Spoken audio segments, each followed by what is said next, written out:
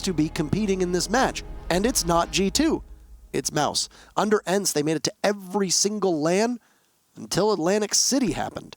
G2, to the best of my knowledge, can tie that record by making it to Milan. They've got a tall task ahead of them. The very first ban is going to be G2, and instead of taking Nomad out of the equation, well, they're going to ban Ying. So look at that. They said that Nomad would likely be their insta-ban, but it won't be the case here. Was it a bait, possibly? Ooh. Montaigne also going to be banned out, so neither Nomad nor Maverick gone in this match, and it's going to make this a very interesting match. I don't know, why didn't you tell us, Fabian? Oh, boy. Oh. Oh. Ooh. Oh. Oh. Ooh. That's an F in the chat. Cantor Ketty went in. Fabian's there to support. And how is an he's egg even confirming bald, it now. for the record? Like, eggs can't grow hair, so I don't understand how, like... Yeah, it's less yeah, like, how are you like, hair, an egg is bald. or a egg is distinct not absence typical. of hair. Yeah. Yeah. It's like being like, you know the difference between, Pengu and a hardwood floor? The hardwood floor is already bald. It can't grow hair! Yeah. I don't know. I mean, after it grows feathers, if you kind of... It's really... Just don't read the chat. It's reaching, Just don't read the chat, please. Everybody. Not to detract from the analysis of these bans. Monty is a great pick on Clubhouse for every single team. But Pengu happens to be one of the best Montys in all of Pro League, and Monty gets played quite a lot on Clubhouse. Every single site, Monty can be quite effective, especially those two upstairs sites. Don't really see him all that much on Gym Master, but you will on CCTV and Cash, and you can see him rear his head on that church basement defense. That's obviously a ban there. I'm surprised that there will be no Nomad, and Mousesports isn't going to take advantage of the fact that Nomad is on the board. She's, from what teams have said about her, she's not exactly strong on every single map and every single site. Clubhouse, it's harder to hold down a couple separate angles like an air jab would do. It makes sense that where on a map like Consulate, where you have those narrow doorways, those narrow hallways, she gets maximum value. Maybe not so much on the bigger rooms here in Clubhouse.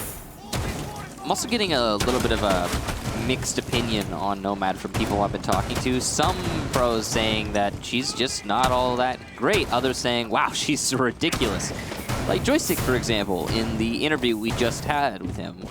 So there's some serious mixed opinions. That is very common, though, when it comes to newer operators. I think it's going to take time for the not only Nomad, but also still the Australian operators as well to be really fully figured out by pros and find themselves in a place. I mean, it feels like a couple seasons until we understood how strong Ying was, and a couple seasons to really understand the potential of Legion as an operator. You know, it's not immediately evident. Like when Ella comes in, we knew that Ella was going to be strong right out the gate. When Lion came in, he was a little strong. So it's a little strong. He might have had a 100% pick rate for quite a period of time. But there are certain operators that come in that require a bit more finesse, and I do think that Nomad will need some time to really see what you can do with her on different sites and different maps. Does Shate not normally play Maverick? Because I feel like this is something he's just been thrown onto. Like, it's not a... Are you okay? It's not a critique of Shate. I just feel like somebody said... Oh, no, it's a critique of Shate. No. What is he doing? I just feel like somebody just said, hey, Shate, you should play Maverick this round. He's like, okay. Because it doesn't look like he's... I was going to say that it looked like his intention was to keep parts of it. How many does he have left? How much torch does he have left is what I want to know. 2? Probably like 2 and a quarter or something like that. So it wasn't the... Assuming he's got about 2 and a quarter, it wasn't the most inefficient one ever. Just a little weird. Oh, a potential K trick, but it might be poorly timed. Just barely going to detonate. Great job there between Wilkie and Bonesy to get that drop open and get rid of both of the Cade Electro Claws. The patience here is they're just getting everything in order for possibly lobbing a Nitro Cell over top, and there's Fabian just waiting for the call, and it'll be Gomfy. He might not be aware of his fate being in the hands of Fabian. Not too far off. That's Bonesy on the wall, so he's possibly going to be this intended target. As there you have it. He can hear the exothermic charge go off, and oh no, he misses, and the C4 will not grab the thermite charge either. To open up this panel in the garage, Fabian putting matters into his own hands. He takes out Bonesy and a beautiful double kill. onto Comfy. Nobody from Mouz is able to get much headway towards Church. After getting that wall open, it's Fabian who will shut them both down. Fabian has just been fragging so efficiently as of late, and he's going to start things off with the first 2 of this match. We'll keep playing inside of Moto. Long angle. Good to try and challenge into blue. He's got quite the scenery there. A lot to deal with in terms of angles. Jonas playing close. Fabian still there to support him.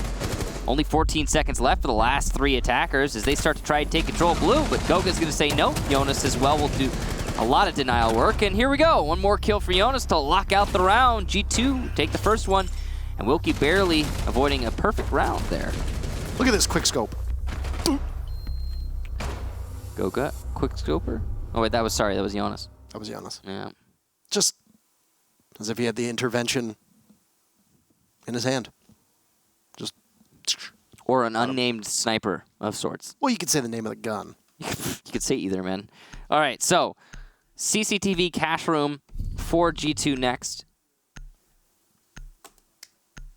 And that was a pretty solid defense of the basement. They had a few things that didn't work out, like, for example, that Cade tricking and the Moto drop. Not great, but mostly just comes down to Mouse having good counterplay there. Also, the fact that the church wall was opened up in the first place was difficult, for sure, for G2 to deal with. But the problem is that Mousesports just lost all their gunfights. Also, Bonesy going prone at the open church hole, not expecting anybody to possibly peek that is a bit puzzling. Yeah. Not quick enough to be able to relay that information to Comfy on the stairs, so. Fabian's peek, I think, was the... It's a good peek. Yeah, the real solid thing for G2 there. Got them in such a, I think, sound position at the point where they really couldn't have thrown that round. I don't know what happened to Fabian. Did they change roles to put him on, like, in a position to frag better? Or what was it exactly? They've got Jonas now on more of a support role with Fabian on more of a fragging role, which makes a lot of sense. I mean, Jonas's potential as a fragger in this season has really not been that strong, actually, when you think about it. Like, as a fragger. Yeah. Correct, yes. Yeah. His potential on the team has been huge, but he hasn't been getting kills, right? That fragging role. So if you've got Fabian, who is, to the best of my knowledge, actually second on the team to Kanto Raketti in total kills so far this season, I need absolute confirmation on that, but from what I recall looking at stats a couple days ago, that's where I distinctly remember it being. Sounds right to me. Yeah, I mean, who knows? Makes a lot of sense. This trick right here, just in case anybody's curious, is become pretty common. So essentially what you do is you draw a line on both the top and the bottom, and the entire metal sheet falls away. And then you can soft destruct it. Would you look at that? One of them has already fallen right off. That's really good efficiency there from Chate. A little bit different than what we saw from the drop down. But, you know, as long as you get it done, then you're good. Curious that he only went for the 1 panel instead of the 2, though. Not sure why. Could be saving his torch. Maybe wants to get something else. But, I mean, you could. It's not that much decisions made. It's done. Life moves on. He's playing the long angle now to Garage, trying to get that pick. But look at this from Kanto Raketti, prone, trying to shoot out onto the balcony. Could also be that they simply want to use that second panel as almost a shield if they go for a post plant. Fabian is second to Kanto on G2 in terms of kills right now. In terms of just kills. There you go. Kanto has 86 at the start of this match, and Fabian has 69. Shouldn't have said that. Pengu going to be playing at the top of Cash Stairs, and he's going to have the job of denying Workshop and Stairs at the same time. Jonas using his pistol, not going to get any work done as Boonsy will shut him down. Great job there to Boonsy, holding the long angle. Pengu's going to also be down to the top of Cash Stairs. Another one for Bonesy. Kanto Raketti, though, starts the frags in G2's favor. Before Galmfy shuts him down in Garage. An entry there from Goga to shut down. It's just up to him and Fabian. But what a flank, and he's going to take out the cover and not the planter. What? Bonesy was 3 in the round, and he's going to be going for a 4th. As you can see, no, actually plants in the open. Fabian now in a perfect clutch situation if he can play his cards right. but he's got everything going his way. 16 seconds and he knows it. But he's going to go for a long rotate. This might not be the call for Fabian. He sees the angle, though. Can't land the shots onto Sleben, who gets a great position and lands some shots through the wall with no information. Sparks coming out, likely from a Yokai drone. And here comes the push from Fabian. The pre-fire, but not the headshot. And Sleben in a 1v1 with Fabian will take the round from Mouz. Is that with the skeleton key? Yep. Yes. It sure was. Oh. It sure was. How poorly Mouz played that. Yeah. And then how poorly Goga plays it going for the knife, and it misses. And then how poorly Mouz plays it again. Just a calamity of errors. That was a big oh no round. It just didn't look like either team had any idea what was going on for a considerable period of that round. Like 20 to 30 seconds, there appeared to be like a blackout on team comms and information, and they just were flying blind. You know when you see two amazingly talented and perceptive teams just off by a few seconds or a few inches or whatever kind of metaphorical thing you want to use to describe it, it seemed like both teams were aware of what they should be doing, but just at the wrong moment. And you got to imagine if you just shake that up one more time, and it's going to look a lot clearer for both squads. But it's done now. We'll be going back to cash for the second time in a row from G2. Obviously, I think they're aware how easily that round could have gone their way. And they want to give it another try. There's too many mistakes being committed there from Mouz, and I'm still laughing. I know.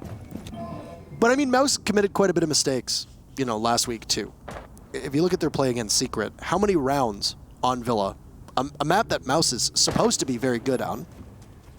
We know that Secret's good on it, but a map that is supposed to be good for Mouz, Wilkie dying really early on a lot of different rounds. And what? Oh, no. Almost doing it again right in front of our very eyes. As Gomfi and Wilkie lose a lot of HP to a run out from Kanto through stock. Does not pay off for the Jaeger on G2 Esports' side. Still damage done, so he didn't go away completely empty-handed, but you're right. Could have been a much better result there for Kanto or Ketty. And an excellent fragger to have off the board there, but still so much HP lost for free there on the side of Mousesports. I just can't believe Kanto missed that many shots. It's true. He was right there, and it didn't look like anybody was watching. Gomfi had to move to be in a position to, you know, actually do something. So I was a little surprised, but. So a lot of roamers here for G2. Fabian going to be working his way over to Kitchen. Do a lot from this position. Pengu takes out what little was left of Gomfi, so both teams now find themselves down a man, or in Mousesports' case, a woman, as it's IQ who's off the board. It's going to allow Fabian to possibly get back and control these main stairs. He's going to catch a body of Wilkie, who didn't really have that much HP left. Jonas using that shotgun to good use. And you say goodbye to Sleben and Mouz, now find themselves trailing by quite a bit. Jonas sustained quite a bit of damage, though. There's no Doc on the board, so Kaid will be very low on HP. Goga gets droned out. Wasn't able to really do much with the Bearing 9 on the previous round. Oh, no. Once again, more mistakes from Mouz. Missing a flashbang. They'll land this one onto Goga, possibly pushing on in. There's Bonesy. Sees one body, takes out Jonas, but Goga's there. Can't control the Bearing for more than one kill. Shate shuts him down. Pengu and Fabian. It's known as the dynamic duo of this squad inside of Cash. Shate is going to be under watch, careful watch here, as there's a pixel angle being held from Fabian, and he'll be able to nail the shots onto Shate. Prone on his belly. Could have possibly been an opportunity for Shate to see the Valkyrie, but that is a very difficult shot to make when you're trying to pressure somebody on the top of red. G2 struggled on their Cash defense last round, but that round, they're successful. They'll regain the lead. I feel as though G2 corrected a lot of the mistakes they were making in that round. Mousesports, not so much. The way that they attacked that was a little bit one-dimensional. It looked like they were trying to take control of construction or workshop, as some people call it, so that they could get a two-pronged assault off, but Fabian had an excellent roam on that side of the building and was able to deny that push. There was also a mute playing inside of the bathroom, master bathroom. So it was a good duo there.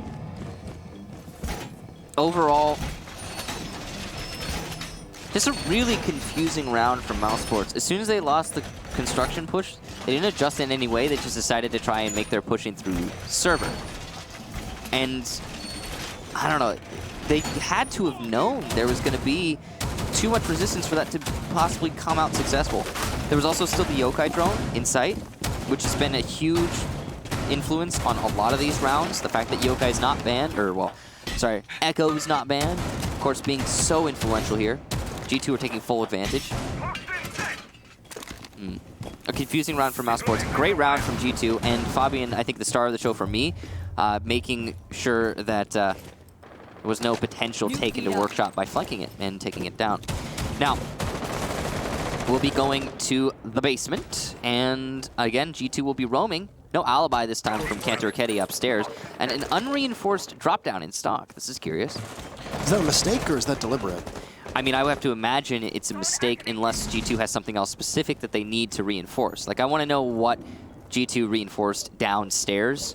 Because we know that, we can know if it was a mistake or deliberate. It looks like, yeah, it was deliberate. They wanted the reinforcements in blue for some reason. Interesting. Yeah. I mean, that will make it easier to play in the corner of church. They've got a reinforcement also over by pulse spot. Yeah. Even though there's no pulse in play for G2. That'll make it so that the attackers can't just work their way into workshop. Slevin somehow is the first person, and once again, Comfy will go down as it's a second kill for Fabian on this entry from Mouz that has proven to be so lethargic and really easily controlled by Fabian too, as it's now Shate who will walk on up to Fabian's office. Wilkie will join him. Wilkie has not used an EMP on that one hatch inside of bar. If Wilkie gets into an engagement here, then Wilkie goes down without that Electro Claw being taken out. But I mean, I guess you can breathe a little bit easier because you got Shate who can at least blowtorch it and likely take the Electro Claw out at that point. Yeah. Wilkie using one of his EMPs on the dirt push that will likely come from either Wilkie or Bonesy. It looks as though Mousesports are completely stacking up for a dirt tunnel take with the last 3 men they have available. This is not going to work. There's a Yokai and there's a Legion that can stop you. With the Legion throwing out these goo mines, there's a Yokai to be able to give you all this information. Pengu narrowly avoids getting flashed, but his position is known. He takes one body down. It's Fabian credited with the kill. As Pengu takes out another, and they're all going to die inside of the tunnel. Nobody will be able to escape it, as it will be a cave-in from G2, and it will bury every single member of Mouz inside of that escape tunnel, or dirt tunnel, depending on how you want to call it. Very puzzling maneuver from Mouz, knowing that there's an Echo and a Legion on the board to go through dirt. It's a puzzling play there to go through dirt. On top of that, losing 2 players to the roam of Fabian in cash, and then just, hey, let's let Fabian run back to site, not punish him for those 2 kills. I don't know. I'm just very confused by how Mouz are handling some of these rounds. And that's it. Fabian, though, can't take anything away from him. He deserves the credit. That is getting those 2 early kills and really blunting the momentum of Mousesports in that round individually. So great job to Fabian. Again, he has been the standout fragger for G2 lately. I don't know why, but he has, certainly. I think it has to do with how G2 are deciding to position their players. I mean, here's the thing. Anybody on G2 could be a fragger if you want to put him in that role. And that's kind of the beauty of G2. So, yeah, well, he's been really having a blast on Valkyrie here today. He's been playing Valkyrie every single one of these defensive rounds. Getting a couple kills in most of them. I'd have to wonder, and if G2 does prevail, we can ask this in the post-interview, simply about if G2 has changed anything up with its shot calling, because obviously Fabian is the person who does the primary shot calling, but there was a period of time around DreamHack Valencia where, if you remember, Pengu was the one who was doing the shot calling for, I think it was a couple maps in their Valencia run, but then they ended up going back to Fabian, which makes a lot of sense. I mean, he's earned that title of one of the best IGLs, if not the best IGL in the game, for a pretty good reason, I would say. So, yeah, variety is the spice of life and can give you experience sometimes. I mean, so let's go back to the Mouse G2 matchup at the start of the season. One of the issues with G2 was all of their entries seemed to be separate from one another. Kanto and Jonas were coming in through a variety of different doors, different windows, with very minimal droning, and no real information, right? Well, now it's Mouse who appears to be flying blind a lot of the times that they come in. And they've been caught an awful lot by G2 at every failed entry. Yeah, getting punished. Speaking of, I'm surprised that Cantor Ketty isn't being punished right now, because I feel like every single time I've ever watched G2 on Clubhouse, Cantor Ketty is playing Jaeger in Garage, and he's opening up an angle for the roof. It's so predictable, and Mouse doesn't seem aware of it, which is especially unfortunate considering Cantor Ketty is an ex-teammate. Now, he's still playing on the roam. Gomfy possibly about to get a kill here on the Bandit, but nope. Shot's not landing in time. Just a reminder to a lot of people who play IQ, when somebody's on their drone or on their camera, it gets detected as an electronic. That's how he saw him. Because I think there's a lot of people who actually don't know that. Possibly. Yeah, I mean, I would imagine. Pengu's under fire here. Sleben has fallen once again. It looks like the C4 from Pengu does not connect as it needs to. Fabian will get kill number 9 onto Wilkie. And using this Maverick hole that's been opened up inside of the garage, it's an advantageous position for Pengu inside of the bathroom. Or not garage, rather, on the bathroom wall, just outside by jacuzzi wall. Pengu's just trying to waste some time. Just trying to distract. He's not actually looking for a kill when he peeks that hole. He's just trying to spray and keep everyone focused on him. And he's, well, accomplishing that goal. It sounds like Jonas is going to be the one to do some damage to Shate this time around. A little bit of fin-on-fin violence. Pengu's still just holding inside a bathroom. He knows that somebody's going to have to push in at some point, but he's a little too slow to the punch. Jonas won't be, though. Takes out Bonesy, looks for a second. Shate shuts him down. Goga comes around the corner to have his teammates back. And it all comes down to Pengu inside of that bathroom. Nobody able to shake him off of that wall. It doesn't matter where you're pushing from. He's got the pre-fires ready. The rotate will not come out for Gomfy, as it will be G2 picking up yet another round victory, this time on the Gym Master side, and they have been perfect on the 3-site rotation, and they can go somewhere else now for their very final defensive round. We've been having a very solid defensive half so far, and by they, of course, I mean G2. And they'll finish it on cash. The only site that has been successfully attacked by Mouse, but that was...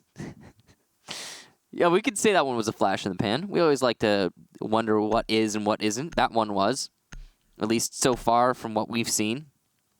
And a lot of successive mistakes made by G2 resulting in the win for Mousesports. But mistakes made by Mousesports as well. I mean, it was just a generally weird round. Interesting thing to note for me is that Kaid has been a staple operator for G2. The DMR shotgun hybrid has also been prevalent.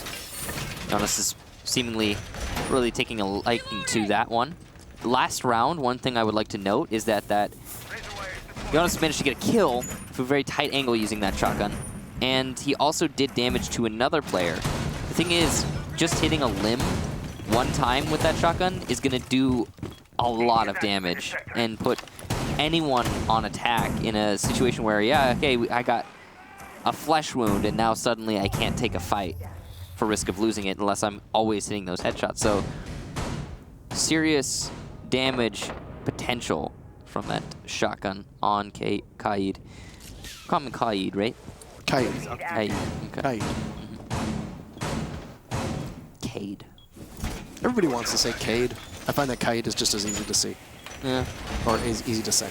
I like Kaid. It's harder. I think Kaid is easy. I don't know why. I wait till hear what Ubisoft wants us to say. It's their operator after all, right?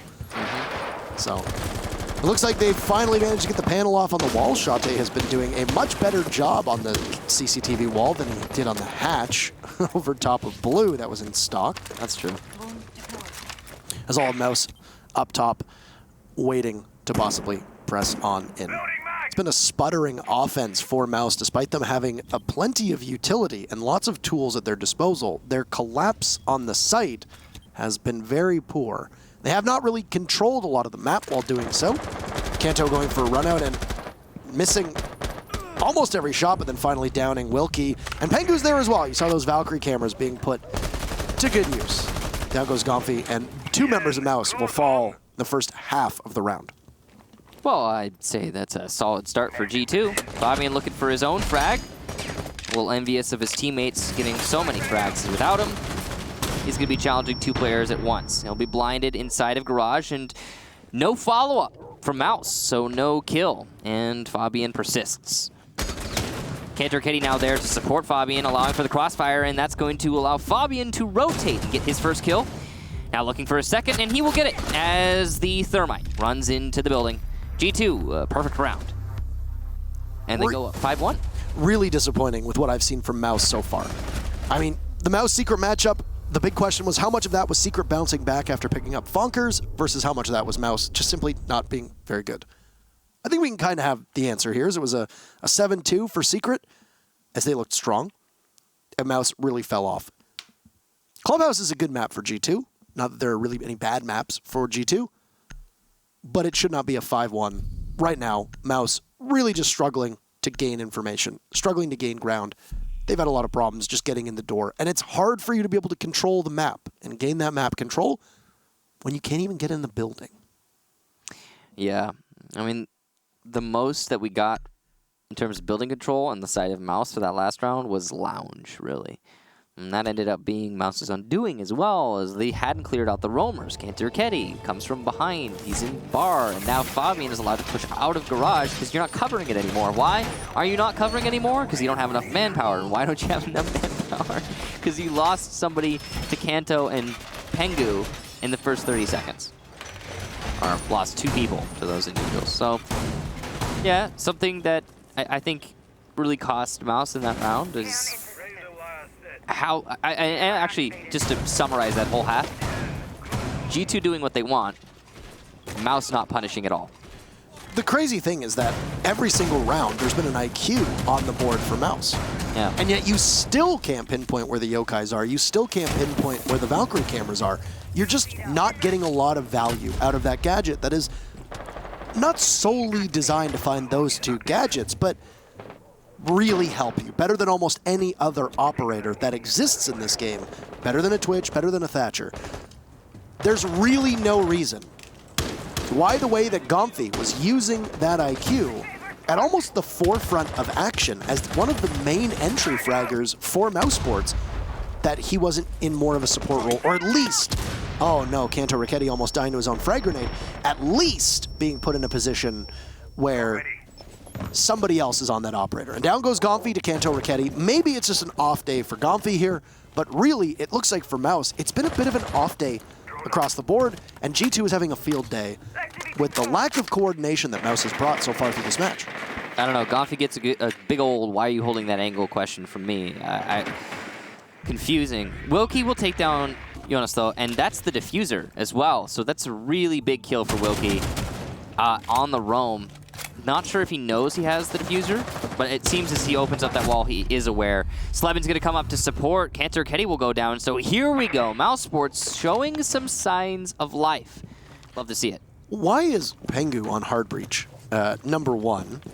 Not even secondary hard breach. He's on full hard breach, you know, because you got Fabian on the Maverick. So that's a bit of a puzzling situation. Then Jonas holding that diffuser and not having Pengu have it, I don't know. But Mousesports is being gifted around for the time being as G2 are once again entering all on their lonesome with nobody having any information. Mousesports is there to greet them every single step of the way. Fabian is expecting a possible player to push him, but no, it's Wilkie. Will get found by Pengu as it's once again Fabian and Pengu to do the work for G2. The site is downstairs. So in order to go down to church, you need to take control of these hatches and possibly even the church wall. It's a good thing that it's the dual hard breachers that are left for G2. Yeah. Fabian sees one body but cannot land the shots onto Slebin. He'll find one of Slebin's goo mines though. Possibly awaiting a push here from somebody on Mouz. But no, they're just going to stack up onto the church wall, and it's going to be Fabian to cut out the floor beneath them. Not exactly the most perfect application. The smoke of Boonsy will take a little bit of damage on Pengu, who can't find all the kills. We'll see Shate's elbow on the Valkyrie as Fabian walks in amidst the toxic canisters, losing quite a bit of HP. He's going to go back to torching this wall, waiting to see if the Valkyrie is going to show herself off. She will. Pengu's doing a little bit of damage here, but not really all that much. Fabian is basically dead in the water, and now Pengu will be in a 1v3. A bit of a lackluster round from G2 that should almost certainly go in the way of Mouz. Despite some heroics from Pengu here, he's going to twist. Walking down the hallway, he'll grab that diffuser, but he's out of time, and he'll meet his fate at the hands of the shotgun of Bonesy. Prone in the Moto doorway. Bit of an anticlimactic round. Still an impressive recovery from Mousesports after a lackluster attack. They're going to need a couple more of those in order to close the gap between themselves and G2. Most of that came down, in my mind, to the roamers from Mousesports being able to do so much work upstairs. 3 kills for them. I have to imagine if G2 had one more man there, though, it might have just gone in a totally different direction. The fact that it was on just one player of Pengu to hold the angle and try to challenge the Valkyrie while Fabian started opening up those holes just wasn't enough. The Valkyrie played that really well. But most of the site action wasn't actually, like I said, the most important thing in the round. It was quite interesting the way that the last 2 G2 players tried to play that. I think, again, it just mostly comes down to how well Mouz roamed and how long it took G2 to punish and how much manpower it cost them. Though they did a better job of it than what we were seeing from Mouz when Mouz was on the attacking half, so there's that. It'll be a cash room defense next from G2.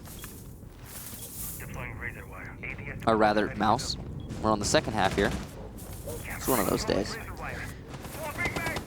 Still dual hard destructors here from G2, as you can see.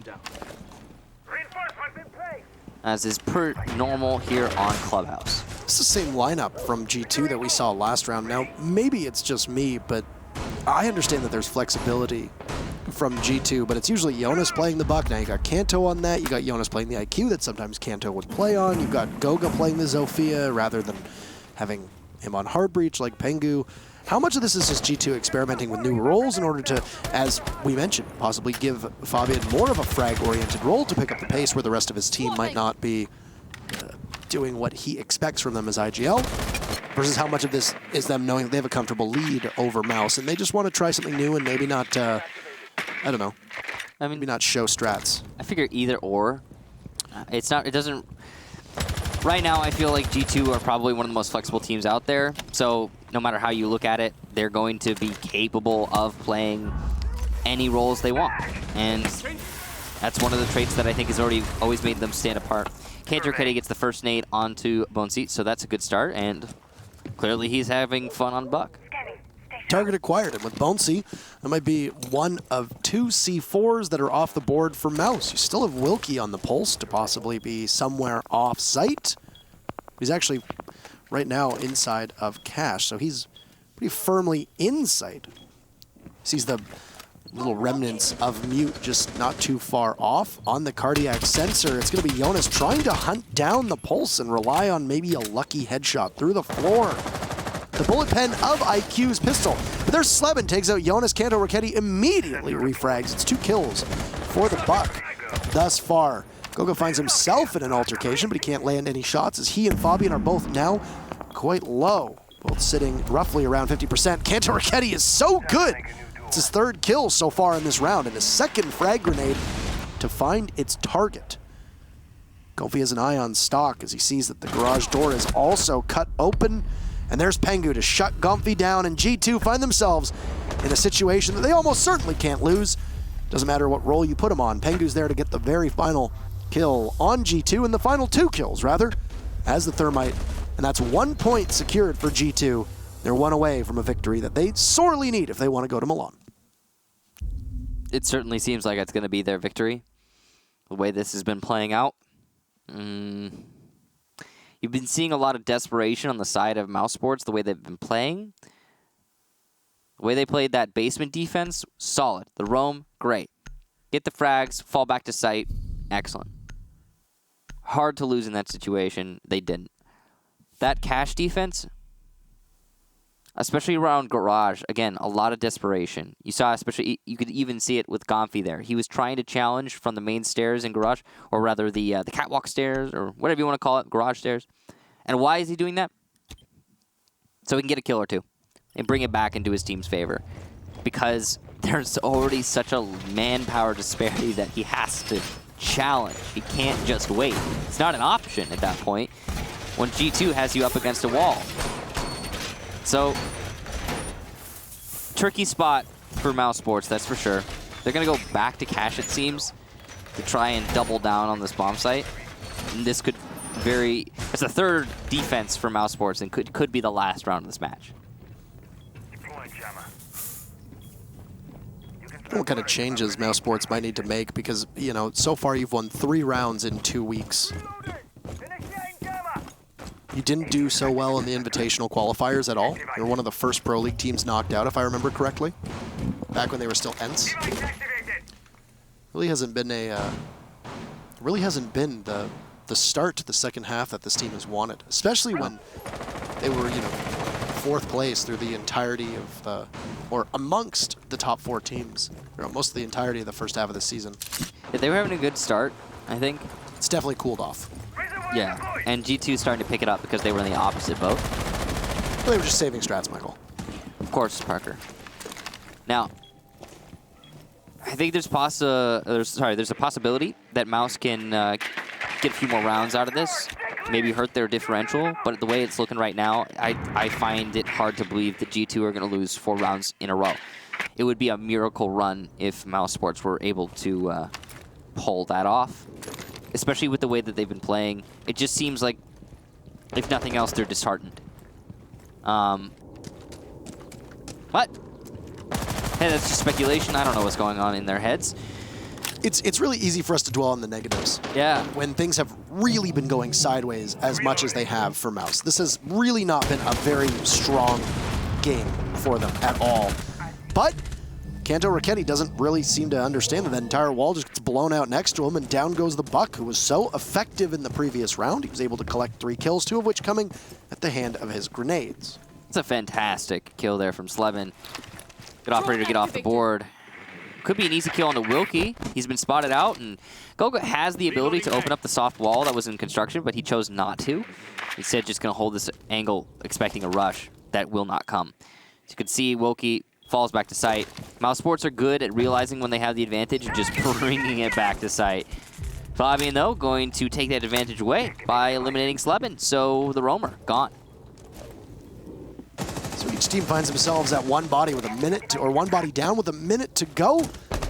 Now, for the time being, favors the defense. Jonas doesn't really appear to be that close towards the site. He has Goga with him as an escort.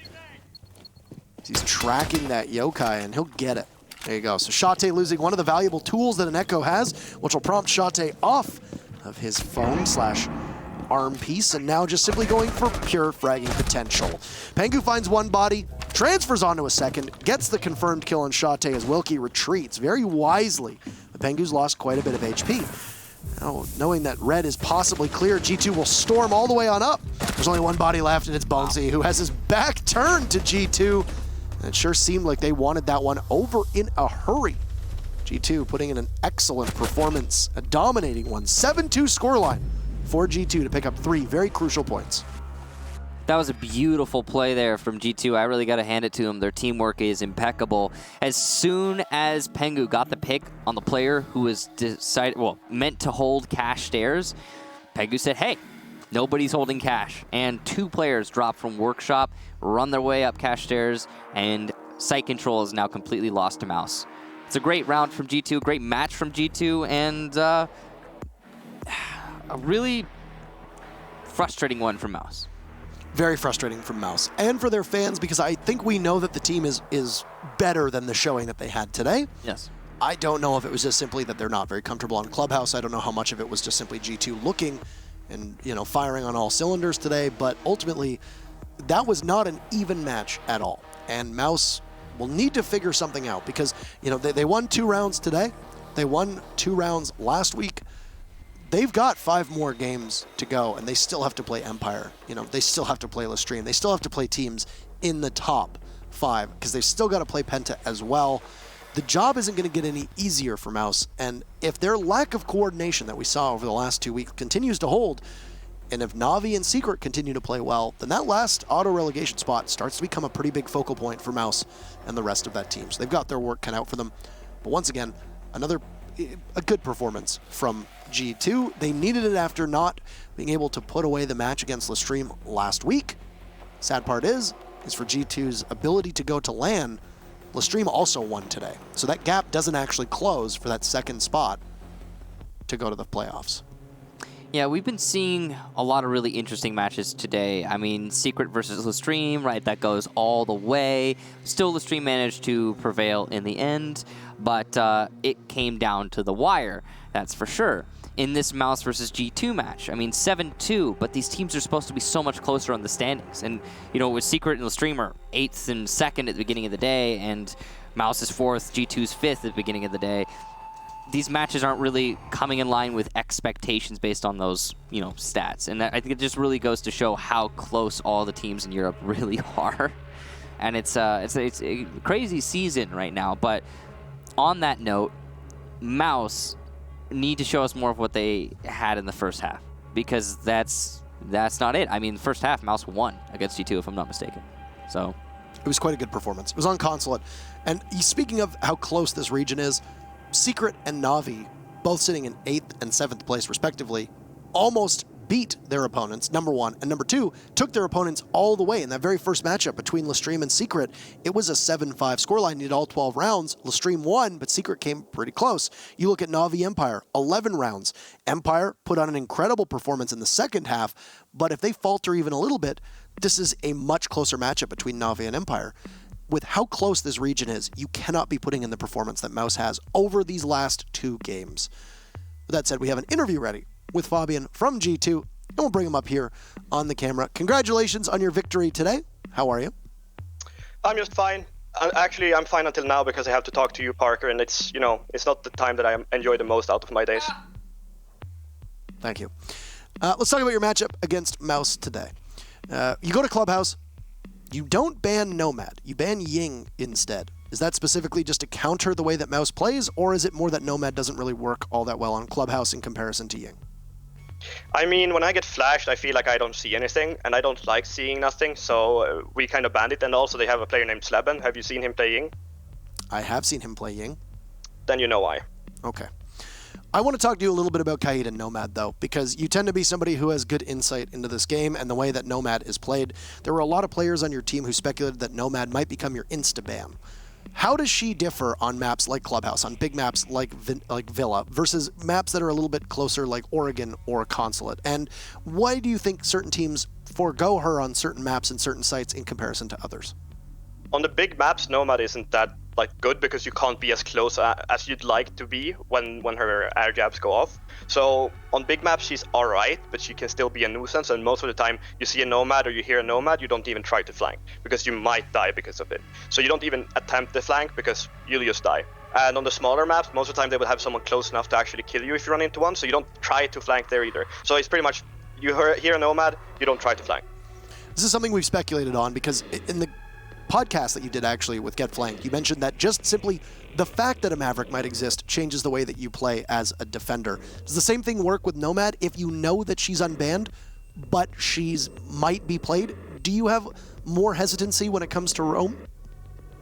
Well, obviously you have to hesitate every time you hear the sound cue of her firing her air jabs. You have no idea where they are, they don't make any sound. You obviously don't have any information on them, so you don't try something. Perfect. And then let's focus towards the defender as well as Kaid. I saw you folks playing him actually quite a bit today. In Jonas's hands, is this just simply, once again, an operator that works well with certain sites and certain maps, or do you think his viability will be on all 7 maps and on every site that's in play? If you 6-pick into it and they don't have a Thatcher, you pretty much, it's very, very, very difficult to get rid of it. So if they have a Thatcher, it's fine, but that's the thing. Now you have to play 100% Thatcher to even counter one operator. The game currently is just, you pick what's countering the opponents more than anything else. You don't have like the freedom to pick whatever you like. Like, sure, you can pick the Jing, but then you're missing something else. Like maybe if they have a Maestro, you can't take care of Evil Eyes. So right now the game is just about countering stuff. It's just straight up, you have the most basic lineup, the same operators pretty much every single round, and then you go for same strats over and over because it's just how it works. Almost like rock, paper, scissors, so to speak. Last question about this match in particular. I saw Pengu playing Hard Breach with you assisting him on the Maverick. You had Goga off of the Hard Breach role with Jonas holding the diffuser. Is this a new change that you're trying with the lineup? Is this simply Clubhouse because you don't have the Monty available because it was banned for Pengu to play? Well, we've noticed that Count is sort of a mini BC. He just hits his nades, so we've rotated a bit on operators there. Goga had really good plays on his Hard Breacher, but Jonas was struggling a bit in his second entry or support to the entry fragger. So we've swapped around a bit in operators, and I mean, it seemed to work. Well, you absolutely clobbered Mouz today, and the question that will remain as we go through the next 5 weeks is how much of that is you starting to fire things up, knowing that you've only got 5 weeks left to possibly go to Milan, and how much of that is just Mouz falling off in the second half. Anything to conclude the interview with before we say goodbye? No, I'm just blessing everyone in chat with my godly powers, and then I hope they enjoy the next games coming up.